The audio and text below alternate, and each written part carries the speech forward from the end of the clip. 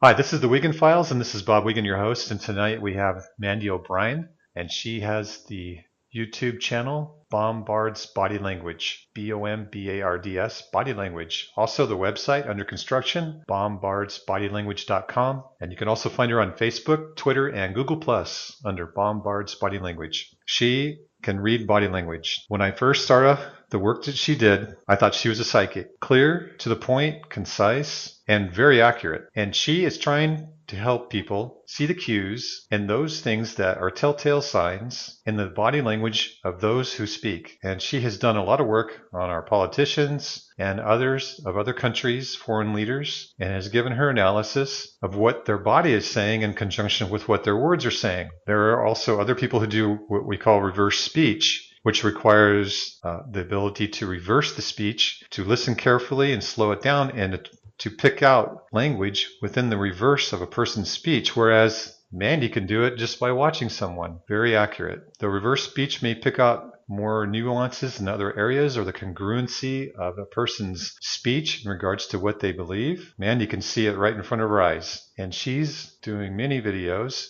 and explaining exactly what she's saying and how to find these cues for you so that you can do it for yourself. At this time, I'd like to turn the show over to Mandy. We don't know where this is going to go, but we're going into a realm of discovery because for me, this is new, and for many of you in the audience, this is new as well. So please, Mandy, we were talking previously before we started the show, and if we could pick up where we left off, because I interrupted you, it was so important, I felt that I wanted to start the show on that note and move us forward. So please take the show. Go ahead. I didn't remember where we were.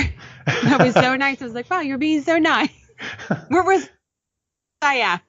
Where were we? Okay, we were talking about John McCain, then we were talking about some foreign leaders. The Young Turks. The Young Turks, Alex Jones. And then you talked about, they each have a different direction they're taking their audience, and at least people are starting in some direction and not sitting and doing nothing. I think that's important. The Young Turks have their philosophy and their belief system, and Alex Jones has his philosophy and belief system. Both of them, as far as the end, are not good for humanity as a whole if they all go in one direction. But if you put enough people going in two directions, you will crack the system that we have right now. And that's what I think is important. And that's why I don't want to demonize either one of them.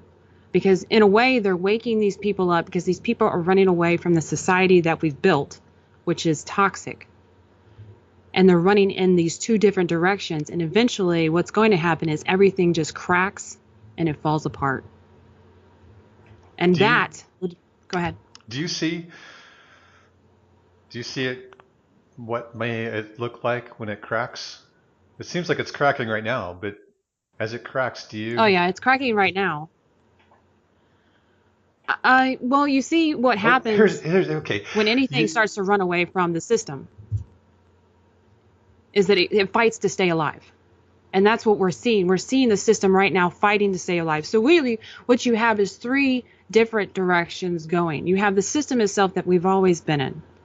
And then you have the Joneses crowd, and you have the Young Turks crowd pulling in two other directions to get away from the system that nobody wanted to be in. And so the original system is fighting hard. And that's the Schumers and the Clintons. That system right there fighting to keep their base of power. And then you have the Alex Joneses and them, and the people are running away. But as they're running away from the original system and going into this system, and they're not finding footing there because they can see it. I believe there's much more smarter people out there than just, at the end of the day, we're all going to kill each other. They're going to sit there and go, you know what? If we just need to sit back and watch them fight each other. And I think there'll be, I don't know, what was it, 3% of the population that fought in the revolution of the United States? It could be just as small as that, as people fighting each other. And we'll just get to see which system wins. That's true. And there are a lot of people, this is very interesting. We can go in so many directions, but I'd like to keep it focused on what your abilities are. The system is definitely cracking. There are a lot of people that say a lot of things about how they see the system moving in the future, what it's going to look like. Some are Armageddonists, some are talking Civil War, anarchy. end of the world, nuclear war. I mean, everyone's saying something because nobody knows really what's going to happen. And with all So the, that's guesswork. yeah, that's all guesswork. And with what you've done so many politicians in this country and some foreign leaders as well, what kind of overall sense are you getting from them as a group? They're actually fighting amongst themselves. That's what I see. It's like a internal power structure, if that makes any sense. Erdogan and RT did a really good one, and I went and looked at it with Merkel and Erdogan. And you see the conflict just between the two of them. And I think it really started with Erdogan when that coup happened. Because his attitude towards the US and Obama at that point, he was no longer facing Obama with a friendly dog-like mentality of submission. It was more of a, I don't trust you. And it seems like he's got that dog mentality is no longer towards any of the West anymore. He's really gone into himself. I haven't seen him with Putin, so I can't say if he's really leaning on him or if he's just trying to make an ally. But that's what I see. And if I'm seeing it in Erdogan, and I see Nigel Farage and the way he's acting, and they're really ugly towards him, but they treat him like he's an outsider. And then definitely treat Trump like an outsider. It's really like they're just in their own little worlds. I mean, they see the people getting mad, and it's kind of like, well, we've got dogs, the police. We'll throw the dogs at the people. We'll make them behave that way. They're so concentrated on themselves. They're really not worried about humanity at this moment. They're really worried about their survival, like you said earlier. Yeah. Their survival within their power structure. It's like they don't know any I other don't way to even think live. that they don't even, it's like they don't even worry about that. I don't understand the worry that you would expect to see of someone losing what they have isn't there. It How to explain? It's like somebody giving you an eviction, someone giving you an eviction notice, and isn't what you would think you would see. I'm not worried about losing my house. You gave me this piece of paper, and I'm just going to go lay down and go do what I've been doing. That's what I saw with Clinton when she lost. She wasn't worried about it. It was just, okay, we're starting the fight. She's still not worried about it. She's still into the fight mode. I don't think they really believe that they're going to lose it. No, they don't believe they're going to lose it. They'll start war before they succumb. They're not going to give up. They'll go, and these are it's like I tell some of my other people I work with, it's billionaires fighting trillionaires, and the trillionaires are the ones that are in power.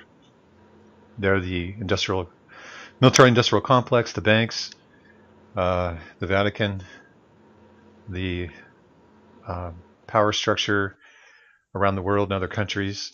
It's kind of hard. We talked about it earlier. It's really tough to explain it And I in and a I few can see that. words. I mean, that makes sense for what I'm seeing Yeah, they're not going to go down without a fight. because it just seems like they're not worried. No, they're not. And But I think the general I'm public doesn't have a voice with these people. These people don't. Losing an election is not a loss to them. They just readjust and they find a workaround for it, and they still stay active. Okay, I worked for George Bush Sr. after the military, and he was no longer president, but he was still active in covert operations. And I talked with a Mossad agent, and the Israelis were really upset with George Bush Sr. because once you retire as president, you're supposed to go out to the farm and take it easy. But George Bush Sr. never did that. He continued covert ops, and that upset the Mossad. I told you a little bit about it before, but I don't want to go too far into that. But I'm trying to explain the power structure. It's so powerful. It's really difficult to help people understand. Um, the public doesn't have a say. These people will do what they want. These people who we see on TV that are politicians, they're like actors. It's the ones behind them pulling their strings. Those are the ones that if we can find out who those were and start yeah, to look at them, but they're not in the public eye. Yeah, it's like I mentioned to you before. It's like I've seen all the high schoolers, but I don't see the principal. He's just he's not there. And I think I don't know, maybe the principal is on holiday. Maybe that's why they've lost their mind. The principal's on holiday. Let's lose it for a little while. I Because think, I don't understand if you've got one, why they're just all in. I don't know. I don't believe that they're stupid. There's quite a few intelligent ones in there. And I cannot fathom looking at them and seeing, well, I don't understand what the end game is when, especially when they got Hillary in. I still don't quite understand that one because just her alone cracked the system for everyone to wake up. Just putting her in there, people woke up. it makes you wonder if they knew that was going to happen to begin with. You there? Yeah, I'm here. It makes you wonder if they knew that it was going to happen to begin with when they had to run for office a second time. I know. It seems, that would make sense because, we'll look at those politicians that are really pushing for this civil war in the U.S. They're not upset about it. They're not worried about it. They don't have the actions or the tells of a stress like, we've got to get it done right now. The stress is coming into like a charge, like they're psyching themselves up, like we're ready for game day, if that makes sense. That's Well, maybe really, civil war is the end game. yeah, you're really insightful. Yeah, my intuition was correct. You're very insightful. You're absolutely right.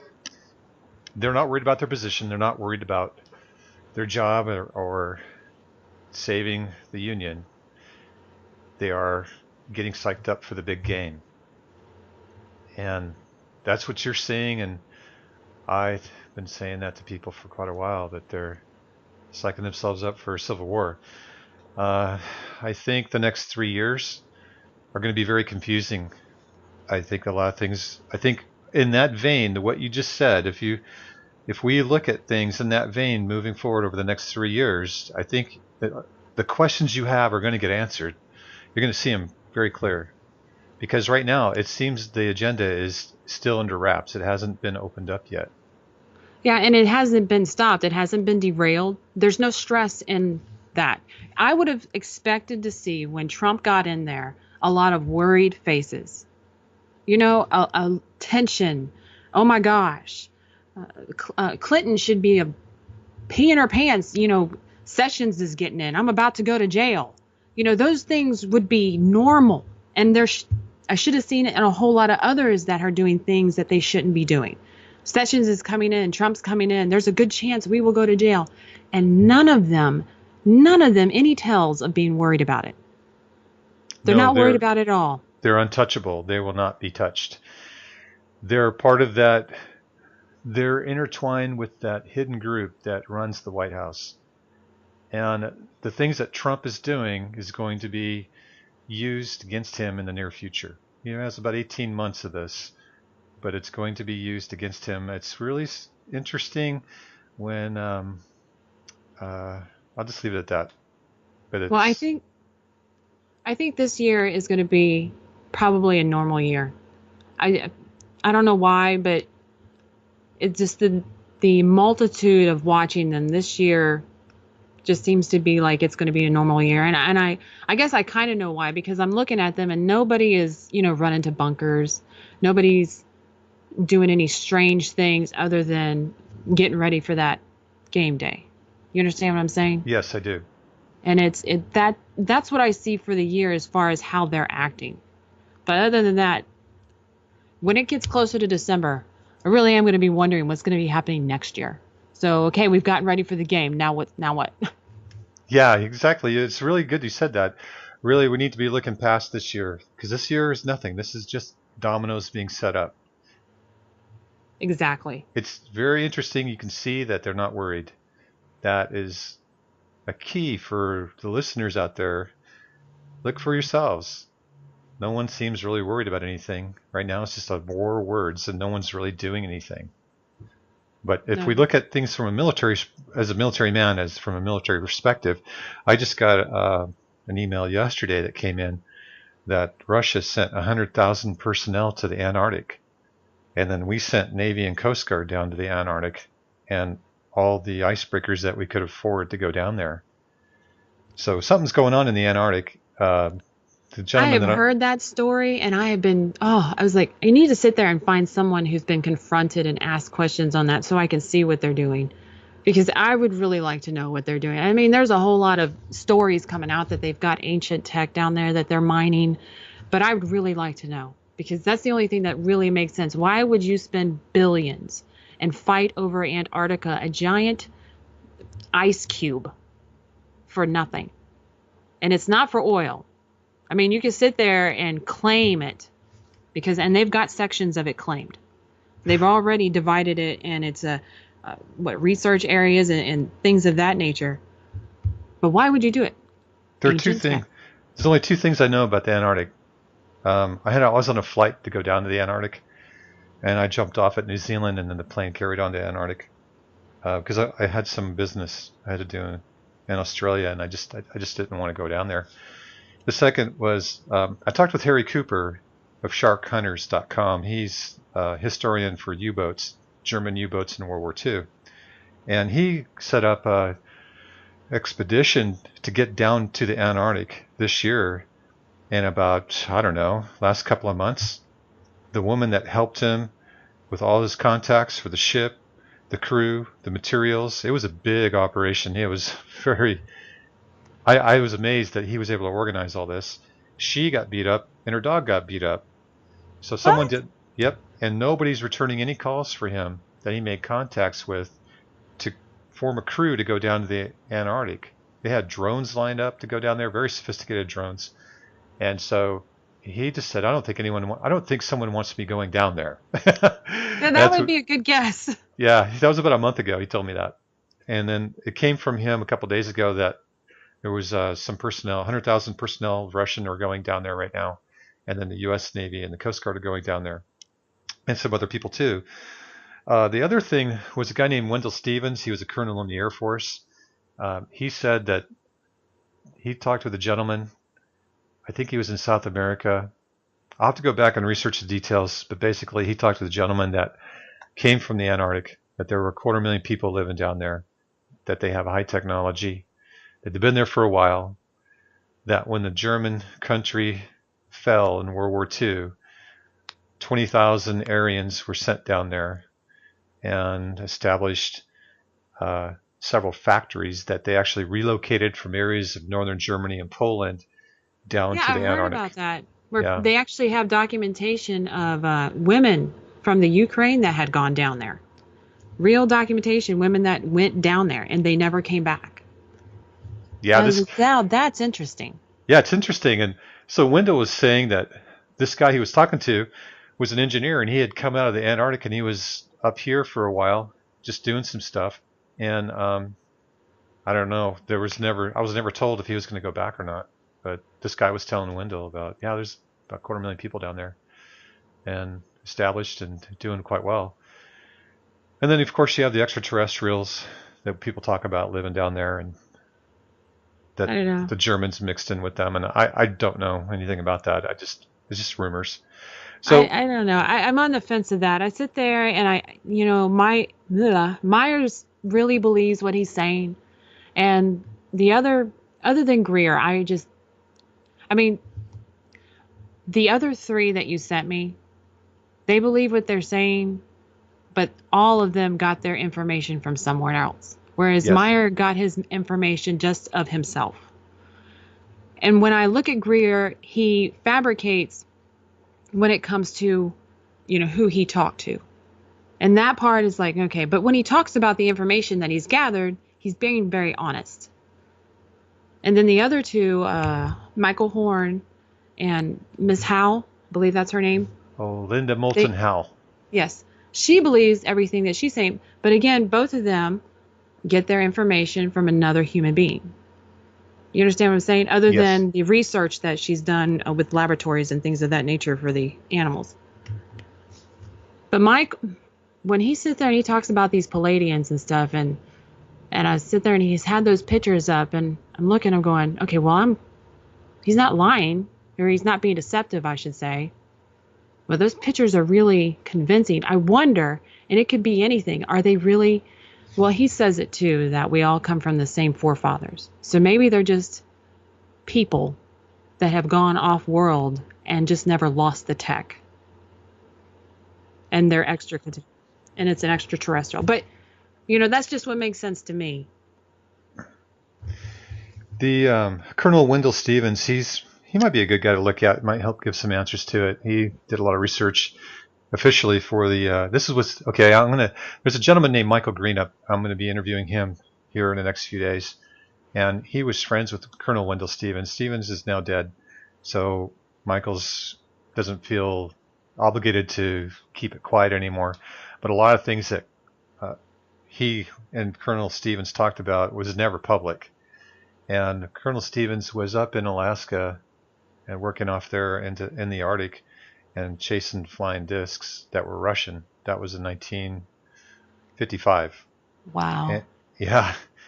And then Michael told me other stories, but Colonel Stevens was assigned to investigate Billy Meyer while Colonel Stevens was still in the military as a full-time Army officer.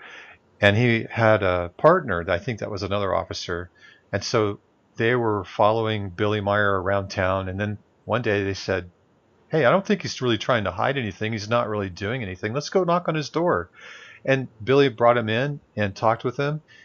And Colonel Stevens went back and told his contact, who gave him a sealed camera, that if he opened it, it would destroy the film inside, and gave it to Billy. And Billy took it and took photographs of these spaceships, and then came back and gave it to Colonel Stevens, who sent it back to headquarters.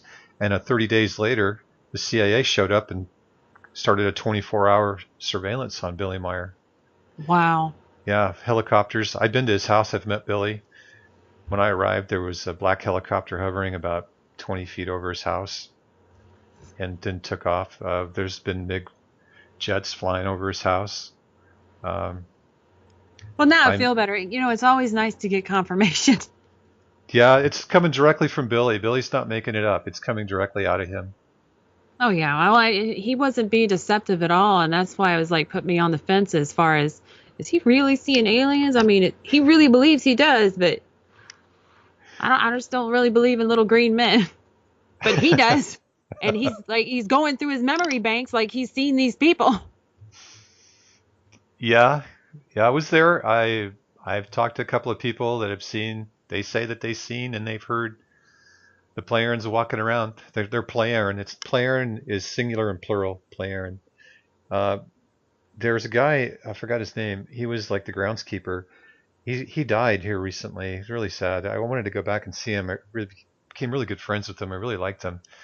And all the people there were really nice. And he would tell me stories. Like, he and I would walk around the grounds, and he would say, it was all gravel roads around Billy's house. It's not paved. And so if you're walking down the road, they're going to hear you.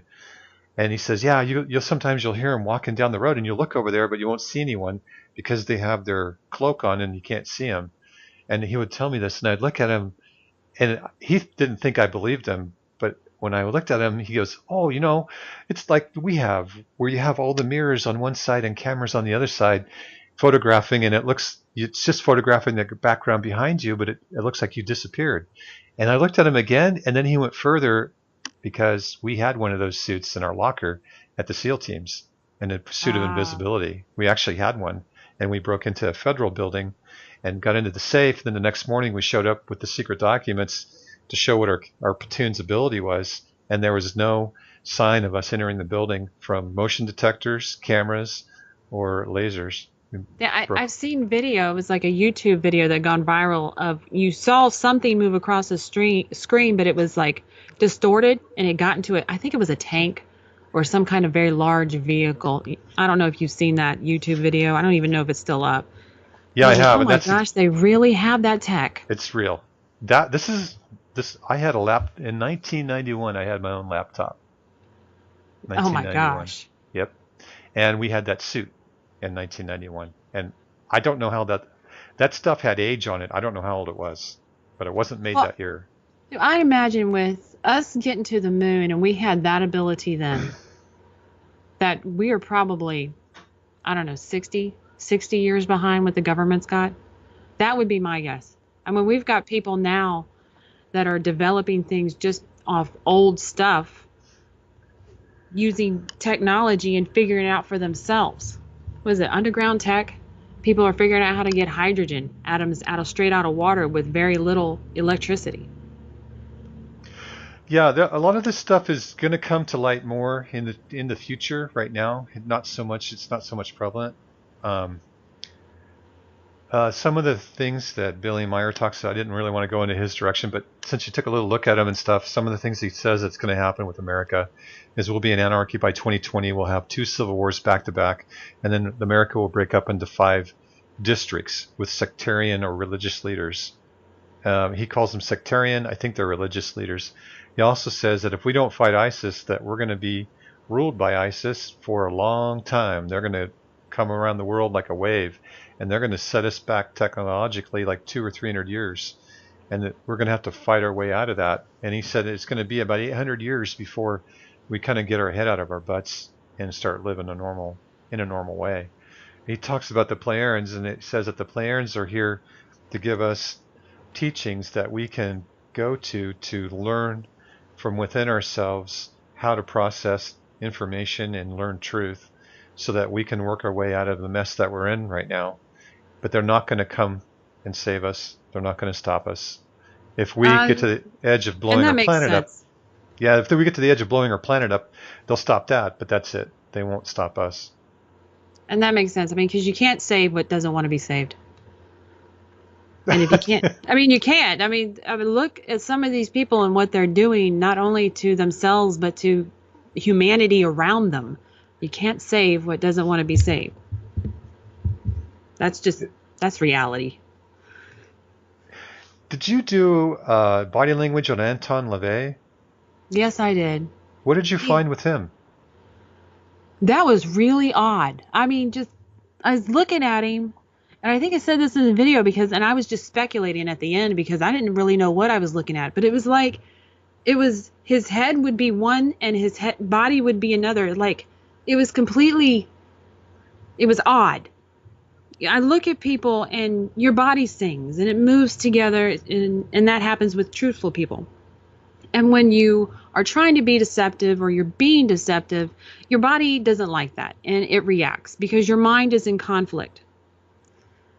And so I'm watching Anton LaVey, and it was literally like his body was a separate entity from his head. And I just remember looking at this like, I don't know what is going on with him.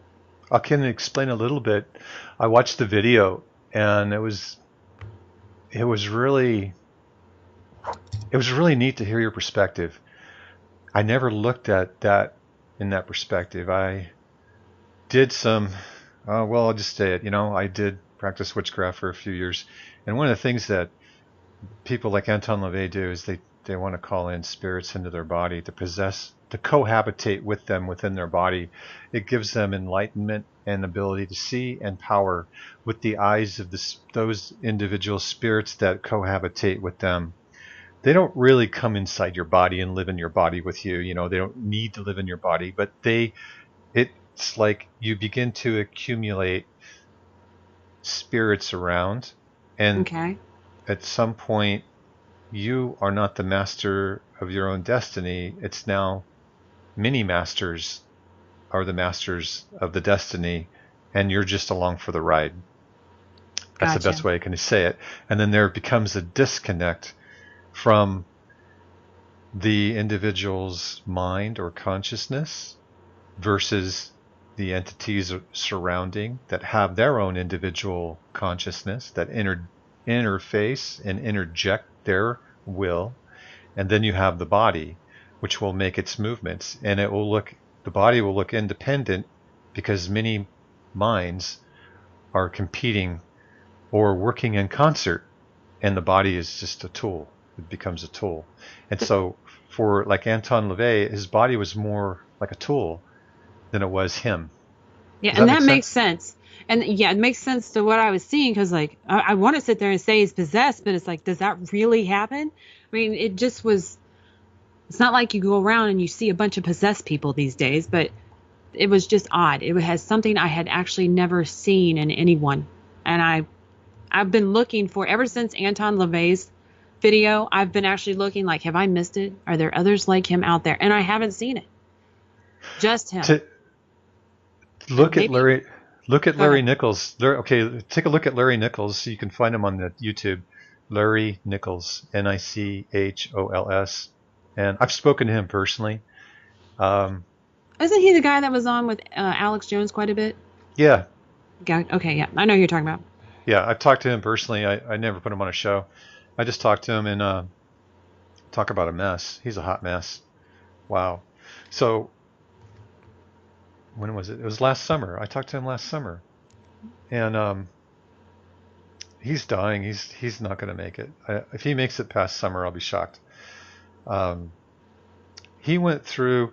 Okay, he was a Green Beret, and then Special Forces Army, and then he went as a merc, and then he went down to South America, and he ran children armies, little kids. He organized them and ran them like armies, Oh, joy. and he's bad. He's bad hombre, and he was the right hand man for Bill Clinton. He really did a lot of the dirty work for Bill Clinton, like did a few executions for Bill Clinton to help him out to stay out of controversy during his governorship. Um, he got in trouble with he got in a sideways with Bill Clinton, and it pissed him off, and so he's been on Bill Clinton ever since. But Hmm. So, this is a really weird experience I had with him. So I'm talking to him, and he's telling me about going into this lodge, this sweat lodge, which with the Navajo Indian, they dig a hole in the ground, put a roof over it, and in the center is a hole, and then you get inside and you kick up fire and you start to sweat, and then you smoke peyote, and he went through that lodge ceremony, sweat lodge ceremony with Navajo shaman. And as we were talking, I realized, I go, oh, they softened you up. And he goes, what do you mean? I go, well, they were going to use you for these South American operations, but they wanted to soften you up so that they can look. I'm going to be honest. These people like Hillary Clinton, these people these power brokers that sit at this table, they're in this Luciferianism. It's almost like a witchcraft. They do their ceremonies, they do their calling out of spirits. It's if you really were sitting there watching it, like I have, you kind of get freaked out. You're like, who are these people? And so they softened them up. Now, this is kind of a bizarre story. So here I am in my tent because he was calling me on the phone, and I went up in the mountains to go camping, and I lost contact with him. And so I'm laying there in bed, and I started feeling all of this nonsense going on around me, and then I started kind of seeing, like, um, I'll call them spirits. They were like coming to me, and they realized that he was dying, and they wanted to find a new host they could hang out with, and they oh thought that I my. would be a good pick because they could see that I was going to eventually get on the air and start broadcasting on the air, and that I don't have a care in the world for the Clintons. I don't care for them. I don't Yeah. care for that whole crowd. And I just to get away. I never spoke to him again. So if you do some look at Larry Nichols, you might catch some of that disjointedness with him, his body movement, and what he's saying. You might find some disconnects there. But I'd have he's to find something older because I watched him on Alex Jones, but it was always his face, and it was like he was always leaning down, or a whole lot of him was cut off. You know what I mean? yeah. There's an old video that he threw out there where he really hammers the Clintons, and you get a full body shot. He's in a conference room of a law office with a bunch of law books behind him, and he's sitting. Looks like he's sitting on the table, but you can see his whole body. Oh, that would All be his, a good one. Then that would be a I'll good video. I'll look for it and I'll email it over to you. Oh, that'd be good. Because that would be interesting. Because when I sit there and see people that are dying, and just from the work and as a CNA and nursing and watching, I've never seen a bad person live at home and die at home. They have like the worst deaths. It's always agonizing and terrible. Good people don't have that. And it makes me think about the energies that people reverberate in themselves when they do things to others. And they talk about, karma comes back. It certainly does. It may not be, in 10 minutes, but they definitely get it in the end. Yeah, whatever's put out will come back. The law of cause and effect. And a lot of these people they believe they can neutralize the law of cause and effect. They believe that they can do whatever they want and they're exempt from it because they have these magic connotations they do to neutralize that. They really believe it. You think they figured out by now watching each other that doesn't happen. They don't. Okay, I could. When we go off and we're done with the show, I'll tell you a little more. I won't say it on the air. I don't want to get into it on the air, but I'll tell you some more stuff that we talked about prior to going on the air. I'll add some more to it, but enough of that. Today I was watching one of your videos about Putin, and you were saying that Putin is he's trying to get people's attention, and he's serious, and he's not lying. Is that correct? If I remember, if this is the one where he was talking about the nuclear threat, yeah. Yes. He was very serious. I mean, he was really trying to drive this point that he was making home. You mentioned in one of the videos about Ukraine and Crimea, and right now politicians are saying that Putin is an awful guy because he invaded Crimea, and you made the point that he was invited into Crimea. It wasn't that he invaded them. They've got a treaty. They've got a naval port there that they've had with them for years. It was their naval port. Crimea was given to Ukraine. It was like, yeah, okay, yeah, here you go. And we keep a naval port here. This is our Black Sea port. Okay, that's fine. Makes sense to me. I mean, other countries let the U.S. have naval ports there and army bases. I'll give you a little piece of information. I didn't tell you this prior. A friend of mine, all I'm going to call him is my friend. He was in Ukraine when this whole government transition and chaos went down, and then Russia came into Crimea and locked it down. And he was telling me that the desk next to him was a guy that was in communication with the State Department, Hillary Clinton, with the State Department, and that they were planning the overthrow of the newly elected, is it the president or the prime minister of Ukraine? I don't know what they call that man. Okay, I just know he's the head. The head of Ukraine, that they were going to overthrow that guy. And he was sitting there. He had another job to do, and he was doing another job. But he heard this guy on the phone with the State Department like every day, and we were having lunch, and he was telling me, like, I don't get it. I don't know why they were doing that. And I said, well, it probably has to do with the fact that natural gas, the Russian natural gas pipeline that goes in and they sell it to Europe, goes through Ukraine, and they probably wanted to come in and try and stop that and take control of it. The U.S. government with Turkey and with others in NATO. They probably wanted to take control of that natural gas from Russia. Now that makes sense. And they overthrew the president with our puppet, and that's when, I guess you call it Parliament, asked Russia to come into Crimea and do a lockdown and to help them out. He eventually came back from Ukraine after all the nonsense quieted down, and then he and I had several conversations about it, and he just happened to mention that to me. I can see makes sense. I don't know. When I really started, because I was teaching my boys, because I homeschool, and I was trying to teach them the body language, because they've never had to use it to survive. So like most people, and usually Americans, they forget. And so I was becoming frustrated. And so I really didn't look in the world itself for its cues, except for Putin, when I started getting really worried that, oh my gosh, do I need to go build a bunker somewhere for nuclear war? But other than that, I haven't really watched these people until recently, when I started this YouTube channel to let out my frustration of my own children not getting it as quickly as I want them to get it. I understand. Hey, I have an idea. I don't want to keep you too long because I know you have things to do over there, and we can do this again. But we're on the air still here. Okay, we're on the air here still. And if you'd like, we could do a little experiment. We can start looking at politicians and movements in the world and who's saying what, and we can do shows on it, and I can add some information as a covert operator in the background, having worked in many countries around the world and having worked with some of these people directly. And maybe we can put a puzzle together and There see you what's go. happening. That sounds interesting. Yeah, it's an experiment. We'll see what we come up with. And anyone is invited out there to come in and add to the flavor, to bring in Yes. another piece that we don't know. We don't know everything. We're just No, we trying to don't. learn. Yeah, we're trying to learn. We're trying to find out what's going on. This is our lives. It's our kids' lives. It's our kids' futures. We have to. I worry about my kids' future. I'm not like Yeah. some people, and I've heard people say this. It just blows me away. Like, oh, I'm not worried about it. My kids, it's their problem. I'm like, Oh, man, my.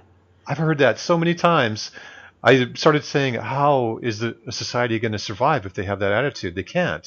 I So see. I I'm, worried so much about it. I was like, oh my gosh, I've got a 17-year-old who's about to graduate. And it's like, I was so happy Trump got in because the only thing that's going through my mind, I know this country is going to go through wars, but at least they didn't have a stupid person controlling it. You know what I mean? It's like, oh yep. God, please don't let it be the idiot. Please don't let it be the idiot. If Hillary got in, we would be at nuclear war. It would be a nuclear war, and it would be like, let's nuke that area. There's no strategic areas over there. Oh, well, let's nuke this area. There would be no intelligence in it at all. I'm mad at him, so I want to nuke him. He called me fat. I don't know. He caught me falling down. There's a woman who never forgets and never forgives. That is true. That is very true. Gosh, thanks, Mandy. I really appreciate it. Appreciate your time. Uh, let's do No, this again, and we'll no corroborate problem. on some things and give us some more talk about. And I'm just putting an invitation out there to other people. Please come in, chime in, bring in what you know, and let's all figure it out. See what we find. There's That what else? I What do you like that. think? That is a good idea. I like that a Cool, lot. cool. Me too. Thanks, Mandy. I really appreciate it.